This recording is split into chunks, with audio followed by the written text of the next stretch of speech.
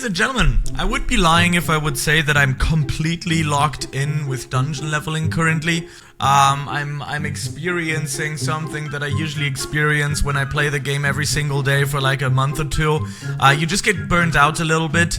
That's not the topic of the day. Just wanted to let you know that I'm not 100% in grinding mode today. But what I'm gonna be doing is I'm gonna be talking about every single class and what I think is the right setup when you want to go for endgame gear.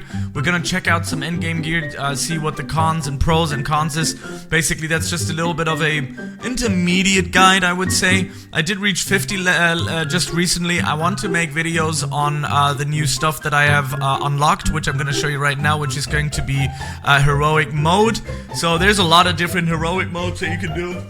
Invasions are always on, you can't turn them off, so I'm still struggling with that because you need a very strong and powerful team because most of these guys are really strong invading and stuff like that.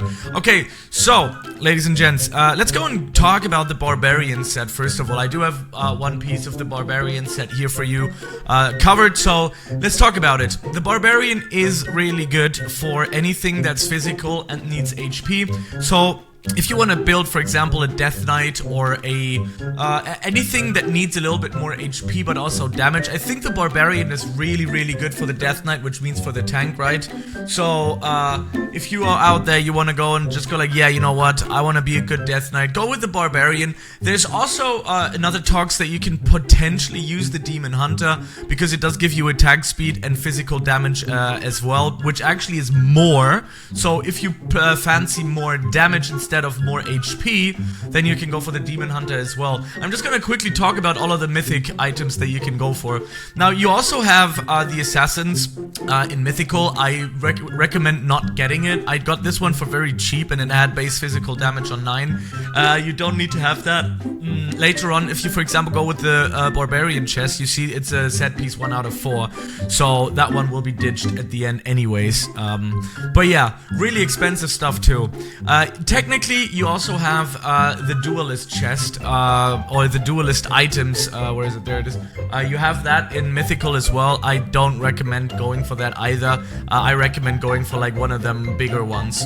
So yeah, the Demon Hunter pants. Well, let's think. What needs a lot of attack speed and physical damage? I would probably go for the Archer. The Archer definitely wants a Demon Hunter pants, but the Warrior could wear this one as well, because the Warrior wants high damage and also attack speed from the Spinneroonies that they do. So I think any class that needs a lot of strength and a lot of power, physical damage, could go with this one. That's why I also think it could also go with the Death Knight, the tank. If you want to play tank Death Knight, obviously if you play other parts, like for example a full HP tank, then that would kind of be not really that good for you. But you know, the Death Knight again, the Warrior again, I mean anything that wants attack speed and physical damage, the Demon Hunter is really good for it.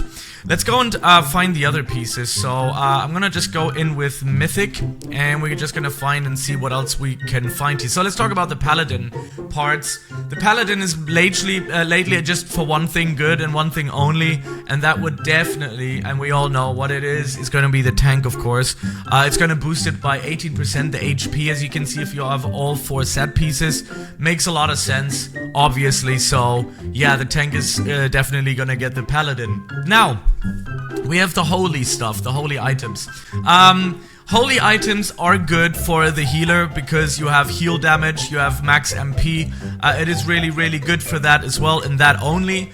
I don't know if you have better options later on. We're gonna check out a few more items, but I think the holy is a pretty good set that you will need for the healer, especially in Mythical. It could be really a game changer to your games, but as you can see, some of them are really expensive. This one for 45,000 I actually think is okay, but the physical defense is not that good, so it is kind of exchangeable for something higher. If you're already reaching up to the levels of 40 to 50, I would only go for those.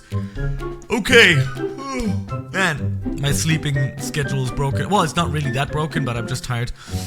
Gold pants, heavy. That is basically the cheaper version for tanks, for HP tanks. As you can see, instead of 18%, you get 12%. But The defense here is really good. This is a quality 100 item, so don't get thrown off here by 178,000 gold. But this is a really powerful item, so yeah, really, really good. 100% quality, man. That's nice. Okay, let's talk about the Archmage. It already has it in its name, right? Magical damage, crit chance. That is, of course, for the wizard. Makes sense, right? The wizard wants to wear the Archmage.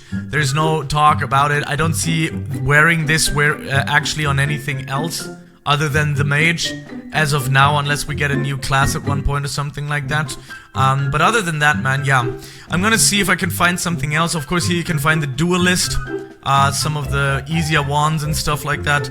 But I think that does cover most of the people. Let me just quickly check something for you here. Just 1 second. Let me go there. So the classes that we got, again, we talked about healer, warrior.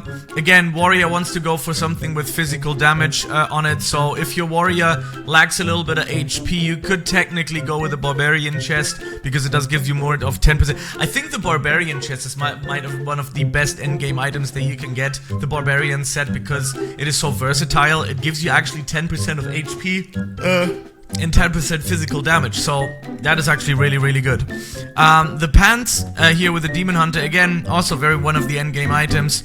Could also technically be slapped on the warrior. You could go with physical damage and attack speed, so it doesn't really matter. Let's talk about the assassin. I think I forgot about the assassin here real quick. The assassin, we are here almost at the same stuff. I think the assassin could go really well with the Demon Hunter pants, especially due to that 15% damage and also 5% attack speed. Yeah, I think also statting up crit chance and critical damage is the meta currently. I'm gonna tell you right now, crit chance and crit damage, if you throw that on anything that does physical damage, even doesn't even have to be physical damage, you know, crit chance is also really good for mages. So crit chance and crit damage is like one of the best things that you can get. I actually rolled away one of my crit chance and crit damage params in my latest video, and I realized that that was a mistake. It was on the Demon Hunter pants too. Quite happy with the cooldown that I have here, which really plays into my cards here as a dark Death Knight, Dark Knight, man. I'm talking about Batman here. What the hell? Like, what the helly? Okay, and that is basically it. This should cover all of the classes.